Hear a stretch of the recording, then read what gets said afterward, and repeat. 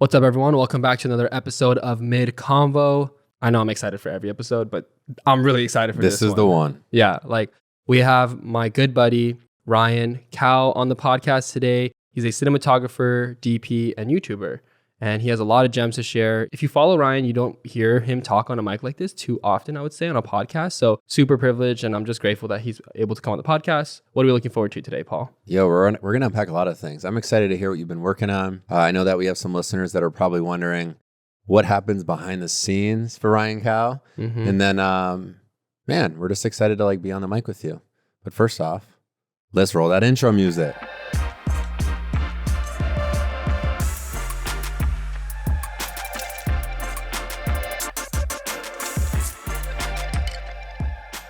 All right, Ryan, welcome to the podcast. First off, Pleasure. Thank you so much for having me. tell us what your favorite drink is. Yeah, it's funny because I was told that you guys were supposed to be asking everybody on this podcast for that question, but I feel privileged and honored that I am the first person. Was going to be coffee, but since I'm a YouTuber, can't really say coffee. But we're drinking Moscow Mules right now. That's easily one of my favorite drinks to sip on when I'm chilling, editing, relaxing out at the bar. Yeah. Yo, come on. That's Thanks good. for whipping these cocktails up for us, man. Appreciate Of course. you. Yeah, I know we kind of did it in the intro, but for people who don't know who you are, who are listening to this podcast, can you give us a little blurb on what you do, where you're located, and all the things? Yeah, so my name is Ryan. I'm a 26-year-old cinematographer, content creator, filmmaker, kind of the world of, content creation nowadays. It seems like everybody's kind of tapping into every market, but for the last 5 years or so, I've been kind of aspiring and growing as a commercial cinematographer. I also have a YouTube channel that I've been sharing my journey, my experiences, my story, and the most authentic kind of and transparent way, and doing my best to keep that conversation as open and raw as possible, like not being afraid to be vulnerable and share those struggles, those walls that I face on a yearly basis, and growing my brand and continuing to build my career. Yeah. Bro, that's so cool. And also, I applaud you for sharing that with the world to your YouTube, because I feel like it's one thing to be a filmmaker, be a content creator, and work with brands, work with clients. And that's a whole nother business running YouTube. It is. I'm familiar with your YouTube. Obviously, Ed and you are good buddies, and he's seen it. But I'm curious with just that background when it comes to just a day in the life. How do you kind of separate the two, if you will? Or do you find that they almost blend pretty closely together? It's kind of interesting because over time, I have tried to kind of keep them separate, kind of keep church and state a little bit segregated with where I was spending time and energy, because at the end of the day, a lot of the commercial work I'm doing is, I don't know, it's not always content that I can share or talk about on my channel. And so kind of keeping those two primary focuses of my life separated was good, because it gave me some sense of structure and kind of schedule, accountability, if you want to call it that. But now over the last year or so, I've really found that I'm starting to enjoy allowing them to cross over a little bit more. There's this kind of interesting trend that seems to be happening in the filmmaking content creation niche here on YouTube, with everybody is more interested in seeing the behind the scenes, how productions are happening, what that shoot day looked like, what was the shot list, what was the pre-production. It seems I don't know, 3 or 4 years ago, it was all about putting out your sickest sizzles and travel videos, cinematic vlogs and whatnot. But I think a lot of people are realizing kind of the disingenuine sort of feel that that type of content brings. Yeah. And so now there's this huge push for I want to see the raw BTS conversations with you and the production assistant or the gaffer, just talking through your mindset and the decision-making process. Wow. So over time, through the last probably year or so, as my commercial work has continued to grow and expand, I've been trying to do more with getting my YouTube channel involved and being able to showcase those projects and the behind the scenes that goes into all of it. That's so Bro, cool. that's amazing. It's cool sitting at this table with Ryan, just because I've known him for a while now. And dude, he's working with brands like Adidas, COS, he's done some stuff for Nike. I know Wow. I don't say those things lightly. Feels a little unreal to me, Yeah, I like guess. it's so That's cool, cool. man. I mean, those are like, I feel like as a young filmmaker or someone trying to get into the scene, those are like dream clients, I would say. Like a lot of people are trying to work with those types of brands, and you've been able to do those things. Like I remember I saw in your store, I think that you did like something for Adidas, and it was like playing at like the Adidas store in like New York, right? Yeah, What? yeah. There was a Like in the show retail space, like it was playing on like the screen. yeah off Houston Dude, Street like in, that is so cool, man. in New York. That was a pretty surreal moment. Unfortunately, I wasn't there. It was one of my friends that, Yeah, who that sent sent a it to you? video to me. But yeah, I mean, that was like one of the campaigns that we worked on in 2022 that like was just couldn't describe like how Yeah. insane of a project it was to come together. I mean, all of these moments and like these sort of pillars and steps that I've taken to working with these larger brands, every single step of the way, there's still that like doubt and that like sort of imposter syndrome in the back of Yeah. my mind. Like, That's really I don't know. good. I'm just a kid who like kind of started making YouTube videos and stuff. And then sure enough, like that quality and that passion that I put into my work was visible to the people who needed to see it. And, Yeah. you know, fast forward year after year of me just continuing to stay dedicated and stay intentional with every move I'm making. And, you know, now I'm able to move to Los Angeles because of it and, you know, work with dream clients, work with the most incredible creators and networks and pull people into projects and hire my friends. Like, Yeah. it's like literally it's a dream. Yeah. I feel like I would love to take a time machine back a little bit, because a lot of people who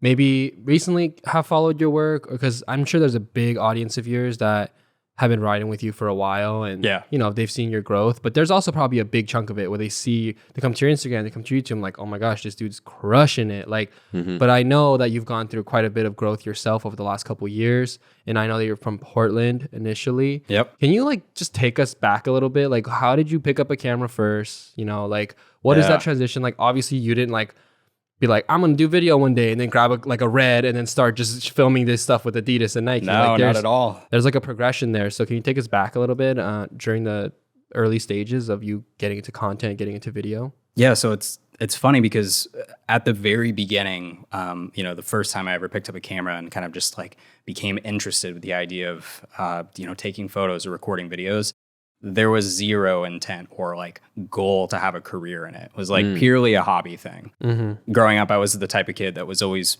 really, I don't know, kind of like ADHD with my hobbies. Like there were so many things. This was also like the dawn of like YouTube, like the Yeah. proper dawn. I'm talking like 2009, 2010. It was just like so fascinating to essentially have like a video Google. Like that's essentially what it was. It's a search engine that, you know, just spits us out any and every type True. of content, anything you want to learn. And I don't know, I thrived in it. Like it was just like I spent an unreasonable amount of time like, compared to like doing school and stuff on YouTube. But in a lot of ways, yeah, there was no real major desire for me to like pursue photo and video until I got my first DSLR after having like all those like Yeah, yeah. tiny little pocket cameras that you get for Christmas when you're like 13 or something like that. I finally was like, you know what? Like I'm going to get a Canon T2i. Hey, let's go, Hey, man. that's That was your me. first Yo, camera. That's come I'm on. T3. dude. I'm not as cool. I'm That not with was- you That was boys. legit. That was literally that was like the pioneer like grandfather camera for so many content creators I've known. That like T2i or T3i was like the starter, and then of course everybody wants like the 5D Mark II and Yeah, stuff. yeah. The 5D was like like once Dude, you the got to a 5D 5D, You get Ooh, you go you're- full frame. you're a full That's filmmaker. when you know at you were 5D. either getting clients or your parents bought you that camera. Dude. I think I had like 32 autofocus points or something like that. Just something absurd. Yeah. Like, Oh my gosh. it's so funny because one of my friends, sorry not to pivot here for a second. Yeah. One of my friends like was like, you know, I want to get a camera. He had one like back in the day, had like a 5D4. He's like, I'm just going to get a 5D3 because it'll be fun to take photos again on a DSLR. Gets it. And he's like, I literally can't get this thing to focus in like most lighting conditions. I'm like, yeah, things come Sounds a long about way. right.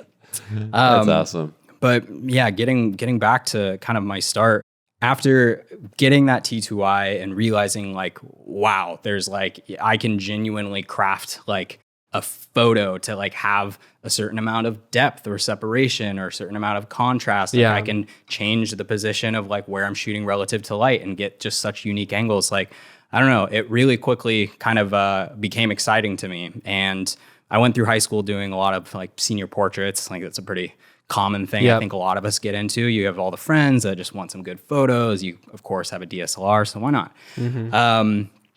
And then it wasn't until going into my senior year of high school, I had a friend that referred me to a temporary job offer at a camera store in downtown Portland. Yep. Sweet. And I went in there and I had a couple of good kind of recommendations and, gave him my sort of like little breakdown resume type list of, the equipment I've worked with, the things that I've kind of done with cameras. And I was able to get that temporary job. And that was basically through like the holiday season, kind of like Black Friday, Thanksgiving, going into wintertime and stuff. And I just kind of thrived in it. Like I immediately was just like selling cameras left and right, making a bunch of commission and stuff, and just had a blast with it. And it was able to luckily transform into a full-time job. And so from there, I went from like, oh yeah, cameras are cool and they're kind of a fun passion to like, oh shit, now I'm like selling cameras. Like this is like actually exciting. And this camera store is called Pro Photo Supply. That was kind of like the hub for like a lot of professionals in the Portland industry. Like a lot of Nike and Adidas commercial work is all based out there. So there's a huge network of commercial photo and video people kind of coming in and out of the store. And I was like the youngest person to ever work at that store. And so a lot of the other guys that work there are like older sales associate, kind of stuck they up. love their film. Oh man. Yeah, you walk in there and you're just like intimidated. I don't want to talk to anybody. But I don't know, I was kind of like just a young, fresh face. And so I was able to have a lot of really good conversations with people and was, kind of able to put myself out there and make some friends and, show up and assist on photo sets for free and just, kind of put in the legwork. And sure enough, that was able to start getting me like some, paid day rates as a photo assistant. Nice. And so through a span of a couple of years of working at that store, I went from, not really having like much interest in photo or video as like a career path or a freelance or a side hustle to like, oh, I kind of figured out this industry a little bit and I can kind of see the potential for it in the open market and opportunity. And pretty much just went from there. Started building that little side hustle, the network of people that I had known and getting referred to friends. It all started with photography, and I was mostly doing freelance photo.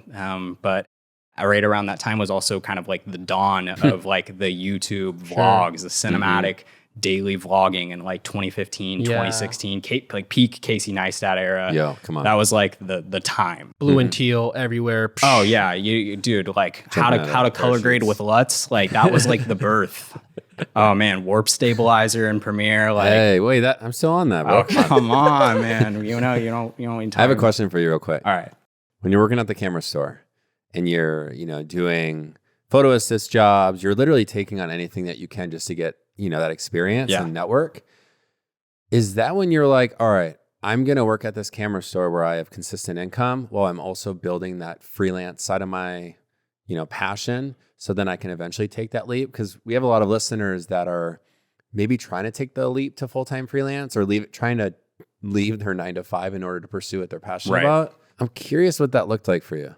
For a while, when I'd first started taking on the side projects and kind of first started like putting my foot in the door with the idea of freelance, I still wasn't even really sure if it was going to result in like a career path, as much as it would just be like I enjoy this. It's a fun hobby. And if I can make a little bit of extra cash here and there, just side hustle it, like no harm, no foul type of thing. And I was learning so much working at that camera store. And of course, I have good opportunities. I can, rent gear on the weekends and stuff like that. And got to play with all the new stuff coming in the door.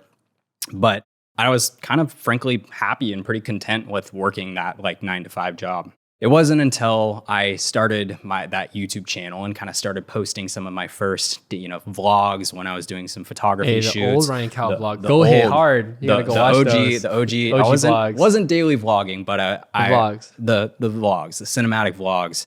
I started making those videos and quickly realized that there was just so much more to explore with video that I wasn't really getting from photo at the time. And so my focus kind of started splitting a little bit. I'm like, okay, photo's cool. I can still like, get these portrait sessions, make a little bit of cash, but like I'm really having a lot of fun learning video and learning filmmaking and, trying all these different camera settings, like shooting in 60 frames, 120.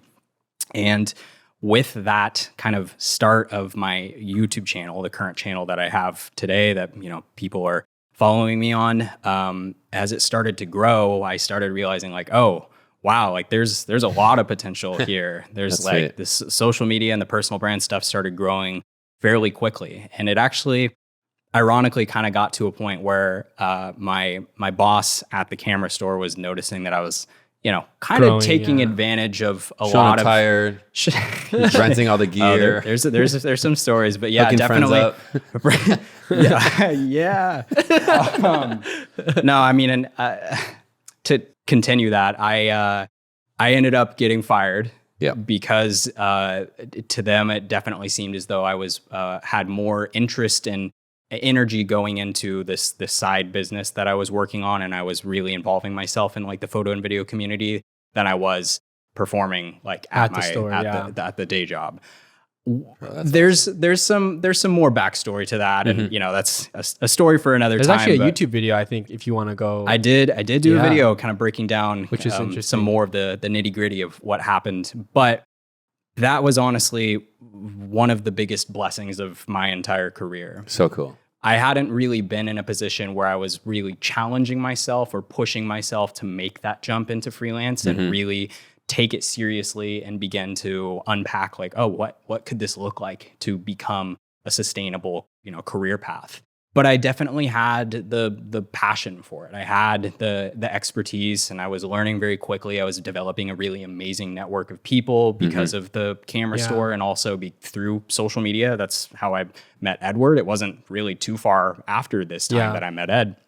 And so all of these things kind of combined for what originally was a pretty fearful moment in my life of kind of, being like, shit, I just got fired from like my first legit job, to easily being, again, one of the best things that ever happened in my career. It challenged me to take what I was doing seriously and invest that time and energy into building a personal brand, which inevitably kind of turned into a proper kind of commercial career. What age were you when you got fired?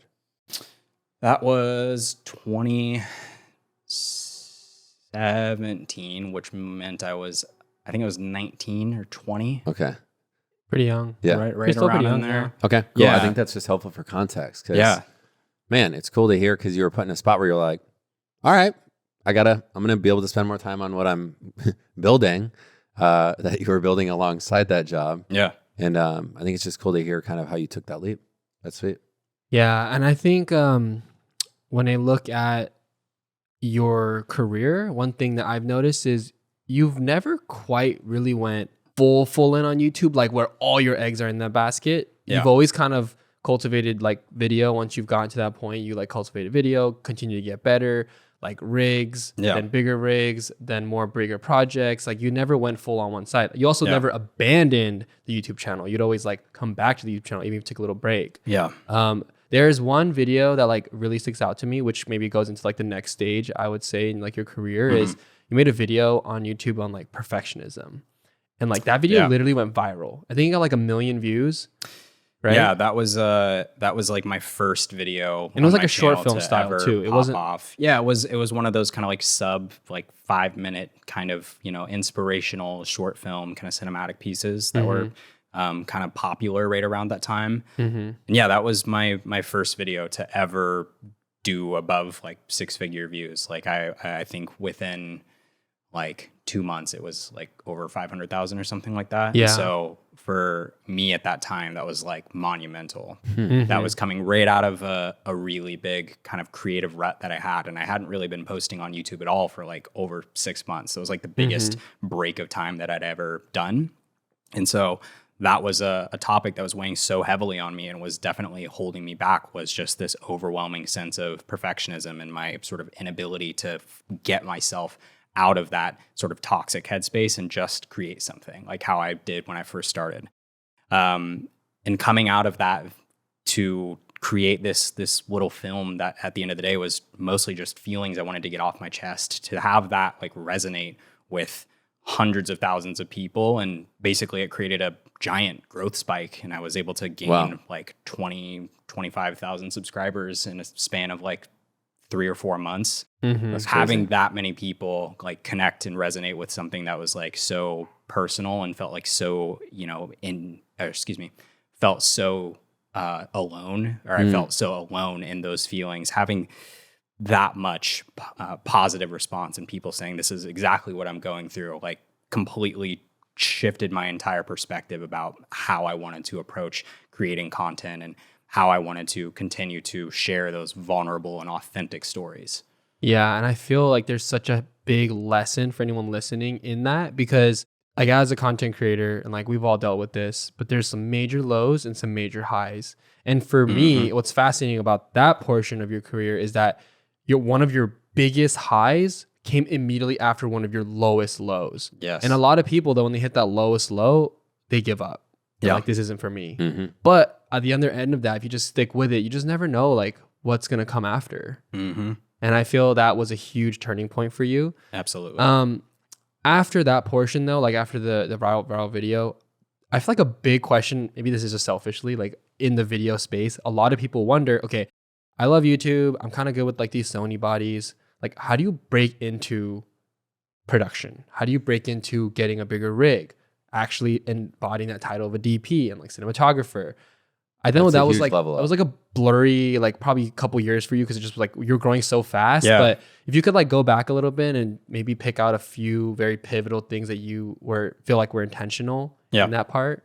Yeah, it's so fascinating because I frequently think about those feelings, like those steps that I took, like which again that you just in the way that you described were kind of blurry for me in my own world as I'm kind of going through these, but I'm also looking at different people in the industry who I follow, who I look up to, who I'm, kind of like cheering on, and also seeing them make those sort of different steps. And it seems as though there's a lot of different things that people are doing to kind of level themselves up. But the one biggest takeaway that I found that really made a significant difference in like the scale of work that I was able to take on, and also the scale of the brands, the budgets, was not being afraid to work collaboratively. I think there's so many people in this kind of content creation, filmmaking, photography niche that because of the way social media kind of inherently forces us to be competitive with one another to stay relevant, it also in some ways can keep you in that mindset of, oh, if I want to continue to build this commercial brand, this freelance portfolio, I have to keep all of that work to myself. I have to keep leveling up that work all on my own.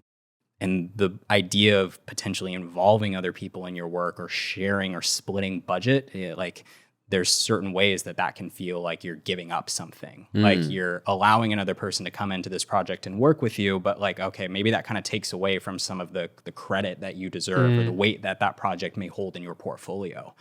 When in reality, there's so much ceiling that exists when you are the person solely responsible for every aspect of the creative process, whether it's the birth of the idea, whether it's the shooting itself, whether it's the post-production, whether it's reaching out to clients and organizing the project. A lot of people may not realize, but just because you've been doing it all yourself doesn't mean you're the best at it, or you should be doing it all yourself. So the biggest thing that I've really taken away from the last couple of years, and what I really feel has allowed me to take those steps and kind of hit those new, kind of break past those plateaus and those pillars in my career trajectory, was expanding my network and expanding the team of people that I'm working with on a regular basis. I think that's something that everyone needs to hear. I feel like that's big. Yeah, like, that's a huge value of mine, is like community over competition. And I'll tell you right now, it's like I can totally relate to what you're saying in my own career, where I found that I was hitting a ceiling essentially until I was able to humble myself and look at others as a valuable asset to help me continue to grow. Yes. And it's kind of why we connected, Ed, because I'm like, I want to get more into video, so then it's something I can offer to my clients. Yes. Connected with Ed. He helped me figure out how to navigate the Black Magic Pocket Cinema. That beast. And fast forward, it's like I've just seen, just through coaching and also just like connecting with freelancers on social media, the ones that are happy and are also kind of running and pursuing what they're most passionate about while also making a decent income are the ones that are in community with people that are better than them, that are experts in their craft. Yes. So dude, I applaud you for like having that be a part of your story, because I think people need to hear it. Yeah, I think it's an incredibly overlooked aspect of this whole content creation niche, whether you're pursuing being a freelance photographer or being a freelance filmmaker, cinematographer. It doesn't matter. There's only so much growth that you can have as an individual in this sort of career path.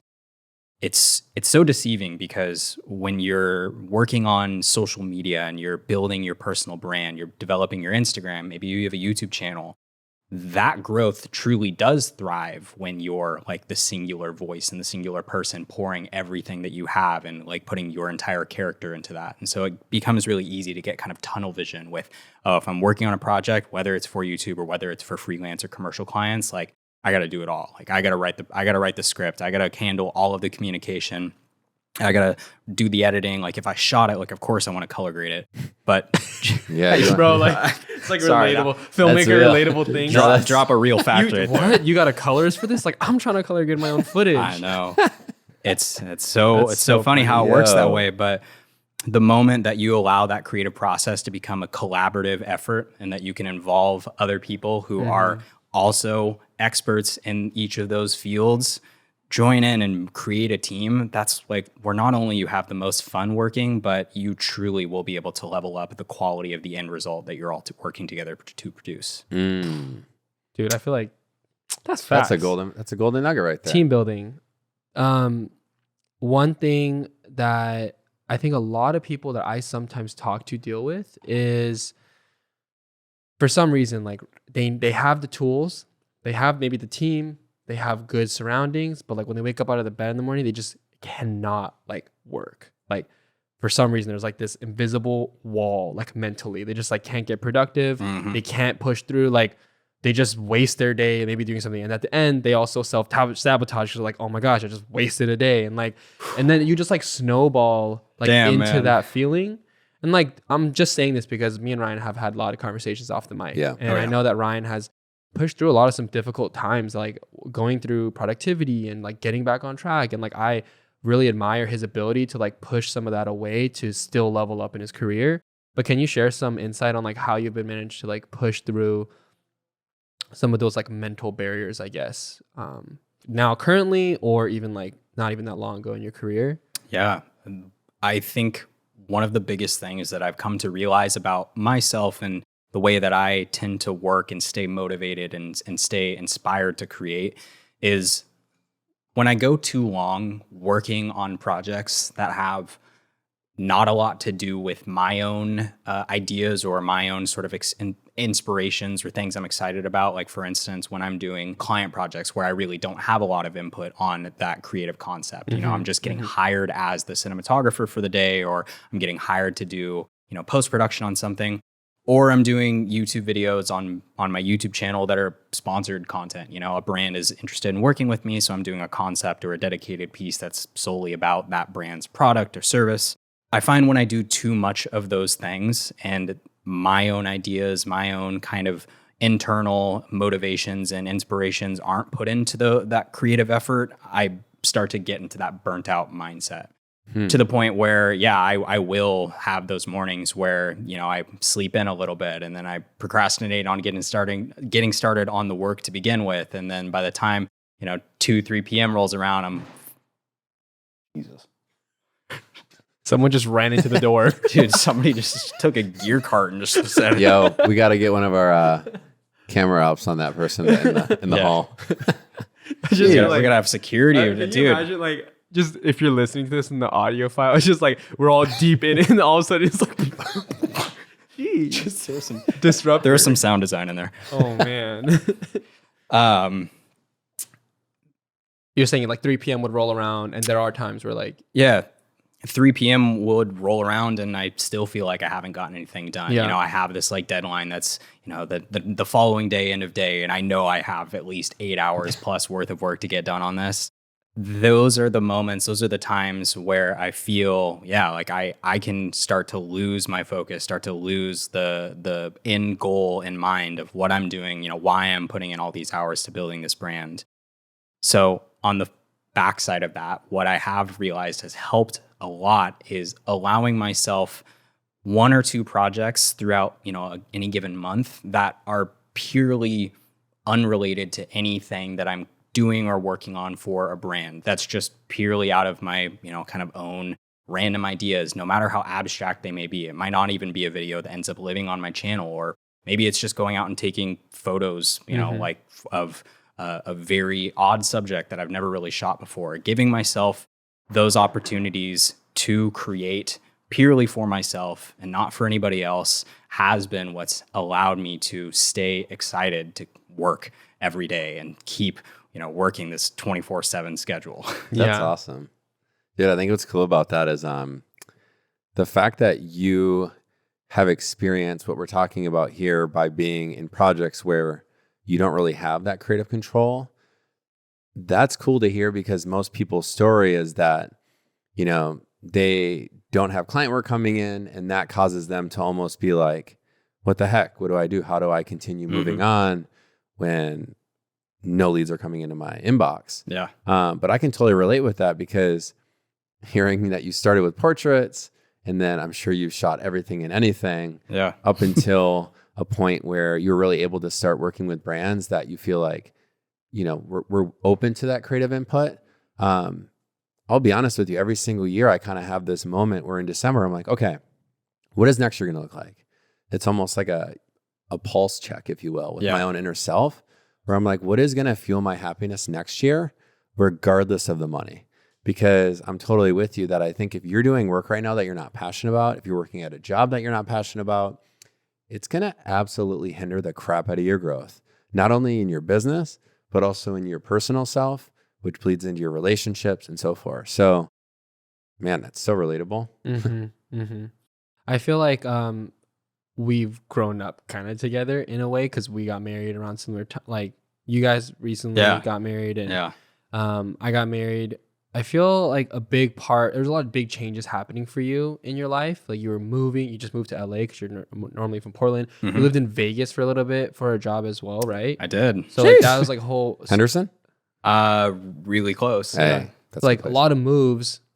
How do you manage to pick yourself up and continue going when there's so many big life changes happening?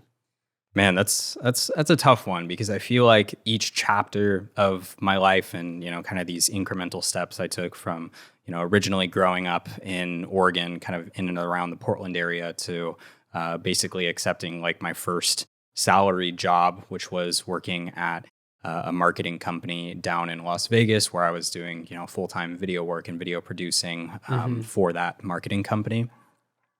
That was a huge sort of, kind of like shake to my foundation of like what I wanted to do with my life and career.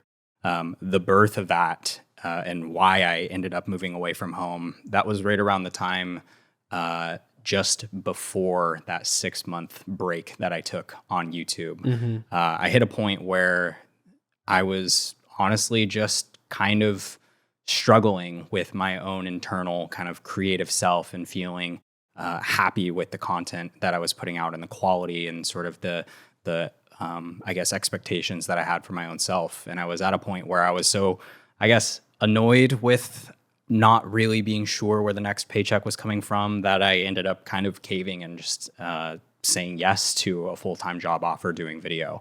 So that was like a huge relief for me. That was my first time getting a consistent paycheck for content creation. So in a lot of ways, while some people might look at that and be like, oh, well, you took a full-time job. Like, did you miss the freelance, or was that transition like really necessary, or was it just out of desperation?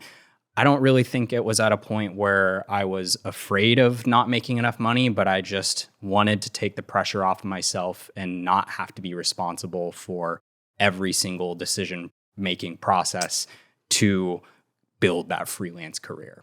That sounds so nice. It honestly doesn't get talked about. I'm not going to lie. There's been years, even as I've been coaching freelancers on how to grow their business, where I'm like, LinkedIn. All right, what do they got? Yo, Nike's hiring digital marketing coordinator. Oh, yeah. Because as you know, you wear all these hats. Yep. The invoicing. I mean, people don't talk about health insurance. Come on now. Oh, man. But, bro, I don't blame you. And also, I worked for an agency for a year. I learned so much that I learned what I liked and I learned what I didn't like. Yes. So then when I started my own business, I was able to hire the type of people and bring on contractors that, you know, I liked versus what I saw at that agency was I wasn't able to pick the type of people I worked with. Yeah.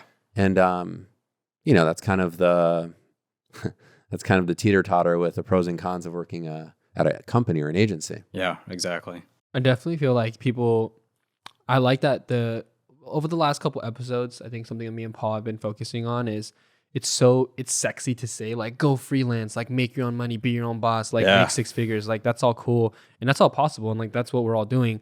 However, I really don't want to discount the benefit that you can have from like instability from working a job, because as I'm realizing and like getting older and like meeting more creative surrounding people, I've realized that some of the most successful people that I've met in this industry are all people that have had experience at some pretty well-known jobs, previously speaking. Yeah. It wasn't 100%. like they went from high school, got into content creation, and now they're like doing these crazy gigs. Yeah. I mean, like I met Ryan through Rhino, which was where I used to work. And like, I learned so much at that job. Like, I think I would have taken 2 extra years to get where I was if I didn't have that job. Yep. It just helped me grow up quicker, helped me learn a lot of these things on the ins and outs of business. And that just doesn't get talked about enough. And so it's cool that you like had that experience. Now people know that like, okay, I see Ryan now on YouTube, I see him on Instagram, but like he also had a phase where he just ducked his head down and worked for someone. Yep. So that's really cool. I like that. Yeah, it was such an interesting kind of time in my life where, admittedly, like I'm young still, but I was really young, and I was pretty fresh into like this whole idea of being a entrepreneur, building my freelance brand, building my personal brand that I was sharing on YouTube, and the idea of sort of, I don't know, putting that all kind of on the back burner once again, and sort of allowing myself to work under a structure and not really have to be super concerned about where the income was going to come from, and just sort of work and do what was put in front of me. Like that was so appealing. Like I was just like, you know what, like I've been doing this freelance thing and building my YouTube for a little while now. It's hard. Like I'm not gonna discount it in any way. Like don't let anybody tell you that freelancing is easy, because it's just not. Yeah. But it did give me an opportunity to breathe and sort of recalibrate by taking this job. And so I lived down in Las Vegas for about a year, and I was working for that company for most of that time. But there was some kind of shifts with regards to how that company was operating, and I was laid off, which was, nice. There was like no bad ties or anything like that.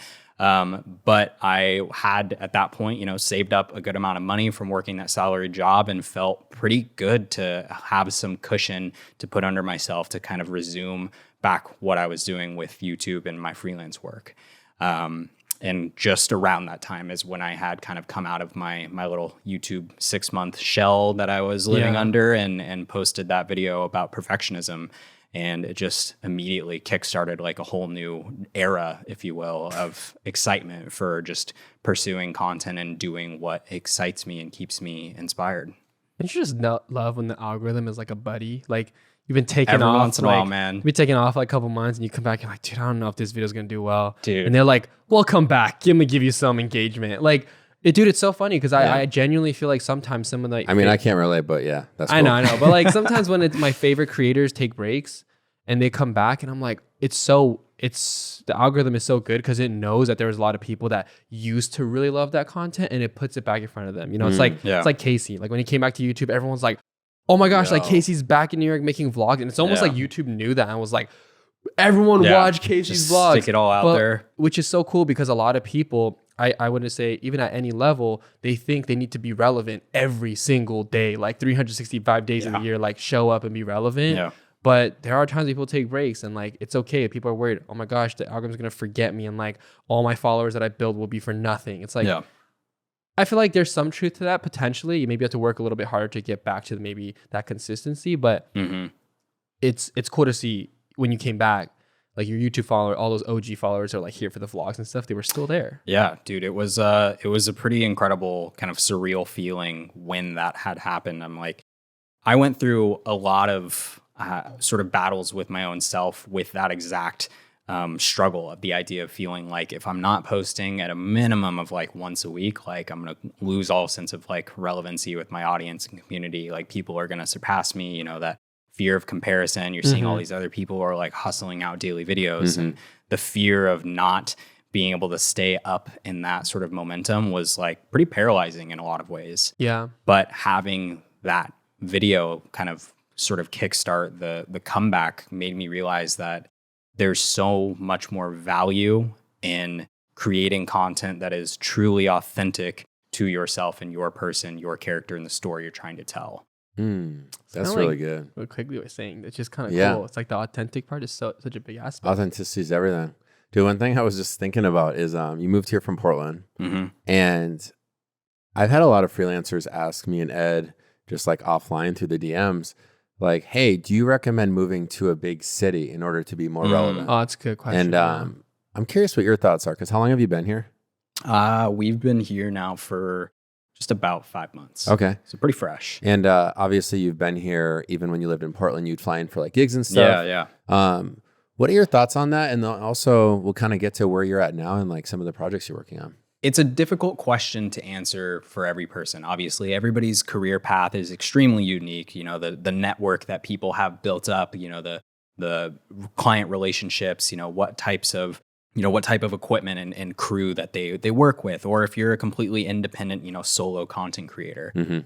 The biggest thing in my mind is that if you're interested in moving to a large competitive city, but you haven't caught your own wave, no matter the scale, but your own wave of momentum with, you know, cultivating a connected and engaged audience, whether that's your clients or that's your personal brand, if you haven't had that, I guess, traction and to any degree, and your idea is to move to a larger city so you're more surrounded by those creators who are succeeding, that's where I would advise against.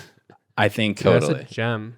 No, that's money. I think that if you're a person, however, who has found, you know, a small degree of success, or you've built up a solid micro audience, you know, on Instagram or YouTube, and you have people who are consistently coming back, who are reaching out with, you know, really, you know, candid messages and asking you questions, or you have clients who are emailing you on behalf of some of the work that you're creating and putting out in the world, then I think that the viability of moving to a larger city and being more in the area where that work is happening is viable. It can make sense for a lot of people. I think the risk tolerance that a lot of people are willing to have and willing to put into, you know, a big transition, it's, of course, that's going to be, everybody's going to have their own definition of that, you know, how much cushion they're willing to put under themselves, you know, how much investment they're willing to kind of put on the line with their business. Everybody's kind of at different financial stages in their lives. But at the root of all of it, I think if you're a person who has not had that stride yet with any of the things that they've been investing or creating on freelance or personal brand, then, you know, maybe take another year, you know, give it a little bit more time to grow and organically kind of begin to fuel itself. I think once you can kind of comfortably say, like, the fire is built and now I'm just kind of feeding it some of the extra logs, then you're doing good. And I think that maybe that jump could make sense. I like that. One thing that I kind of, first of all, that was MIDCONVO, gold. bro. That's That was gold. Let's make a little short reel out of that. Yeah, that's why we I like how you said, like, if you're not making a wave, because one way that I've kind of looked at it is when I was first starting out as a photographer, I wanted to like move to LA so bad. From Minneapolis to LA, I'm like, I'm going to freaking make it. Oh, yeah. And to be honest, I had a mentor here in LA that was like, no, like put Minneapolis on the map and then consider moving somewhere bigger.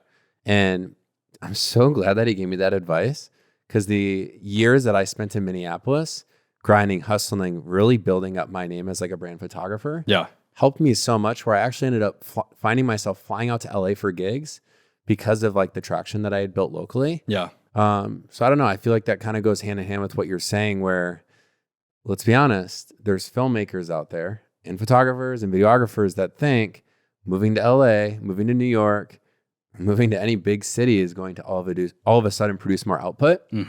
Not always the case. Yeah, it doesn't solve all your problems, for sure. I mean, look at Ed. He's in Seattle. He put Seattle on the map. Put Seattle on the map. Hey. I'm about to move to LA, though. No, I'm just kidding. Sheesh. Yo, low key, though, if you're watching this right now, Ed was kind of hinting at maybe moving to New York within the next couple of years. True, I do really want to move to New York. Not for the creative so much of the creative aspect. I just feel like I want to change and I want to live in like, it's a crazy lifestyle. Yeah. And like, it's I don't cool. like, I want to like switch it up. Like, I don't want a car. I want to walk to places. Like, I just want to have a different 100%. experience for like 6 months. Cause there is a thing definitely like even being here with like our crew and like meeting people, like there's something about being around other people, one, and two, like walking out your door and be like, I'm about to create some stuff today. Versus when you're like in the suburbs and you're just like, oh, I don't want to drive 30 minutes to go to like downtown and like set up a tripod and like make, you know what, I'm just gonna stay home. Yeah, dude, a 200 square foot apartment in New York sounds amazing. Have fun. Yeah, enjoy it, dude. $4,500 a month. Maybe like a little dinky window. Yeah, hey, not yet. Maybe I gotta flush this through. Okay, last question before I round it out. For anyone listening who is a freelance creative or creative in general, aspiring filmmaker. Yeah, I would love to get your kind of honest opinion on like the forecast of where you see like the next couple of years panning out for content creators. Because right now, right, there's like reels, shorts. Like I feel like everyone who's not on YouTube has an insecurity that they're not producing content on YouTube, right? Because if they're not on, they're like, oh my gosh, I'm gonna miss this wave of like YouTube. There's money there, but they're like, but I also want to freelance and like make my own client work. Now that because I was telling Thomas, our video guy who's been helping us on this trip before in the car, like legend, Ryan, you are like in an interesting spot. Like you're doing both, you know, and that's very rare. Like being on set, I'm sure you've been on huge productions where everyone kind of like, there's some people who are super talented on set. They don't even have an online presence. Like they're just like they're just a film bro that they get tons of callbacks, tons of gigs. But they're on Smug Mug. Just playing. But going. Just like they don't have an online presence. You know? And like you have an online presence and you also do client work, some good client work. So what advice would you give to someone who, like, how should they navigate the next maybe 2 to 3 years in your opinion, if they want to be, I guess, successful is more general, but based off your own experience? But besides following your YouTube. Yes. Besides subscribing to Edward Lee. Paul Edens. Ryan Cow. No, that's an incredible question. And it's something that I feel as though I am kind of reflecting on in my own ways, you know, and looking and sort of projecting and planning for the next handful of years.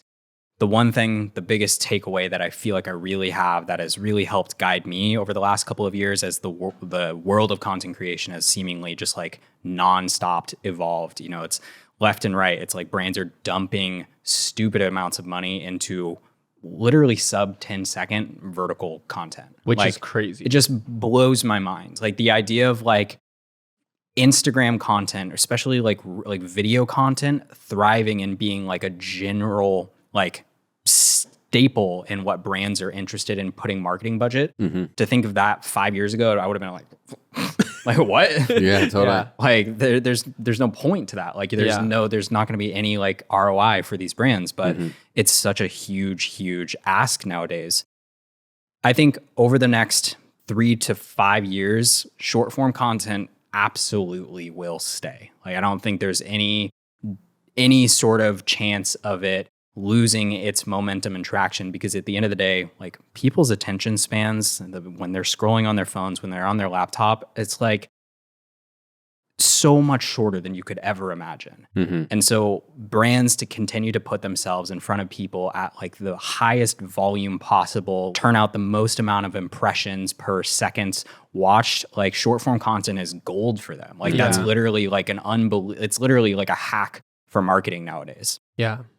The one thing I will say though, if you're somebody who's looking to build a network, build a portfolio, build a personal brand, if you're posting on social media, make every single post intentional. I don't think that there's any reason nowadays to continue to post fluff content just to stay relevant. The thing that we were just talking about a little bit ago. I feel like there's so many people who are truly like, oh, if you work with the real algorithm and you really hustle it, like you can grow your Instagram audience 20K in 2 weeks. And I'm like, that's amazing, right? Like if you're just somebody who's racking in thousands and thousands of views on Reels. But at the end of the day, the brands that are going to be interested in working with you are the brands that click on your profile, look at 3 of your posts and say, this is the quality of work that we want for our company, whether it's short form content, whether it's long form content.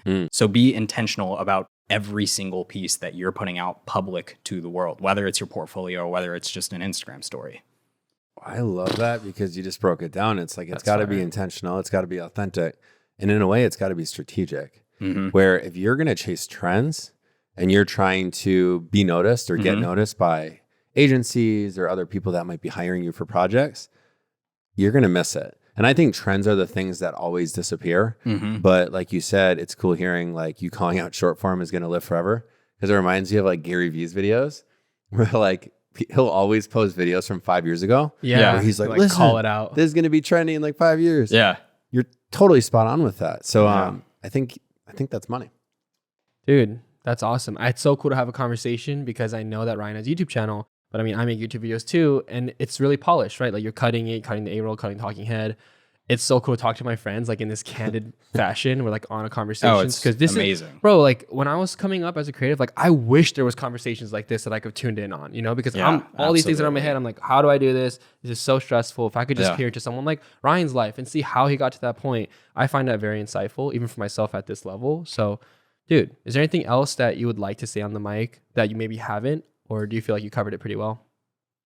The one thing that I do want to say, and I'll admit, like, this isn't like my own quote. I heard it from somewhere. I can't remember what it was. But the biggest thing that I try and tell creatives, and the thing that I continue to try and tell myself every single day when I'm creating videos, whether it's for a client, whether it's for my own YouTube, is never be afraid to continue to tell your story. Your story is unique. Your story is authentic. And you never know who needs to hear that random little experience you had that completely shifted everything about like what you knew and how you were running your business and how you were inspired and determined to succeed. Your story is impactful, and the more that you can tell that in an unfiltered and vulnerable way, whether it's, again, your own YouTube films or whether it's, you know, the energy and effort that you're putting into the client projects that are on your plate, the more you will succeed. That is so good. Mic drop. Yo. What I love too, man, is you're so humble, because as you're speaking, I'm like, this dude is an expert, but also you're just like generally super genuine with everything that you touch and everything that you do.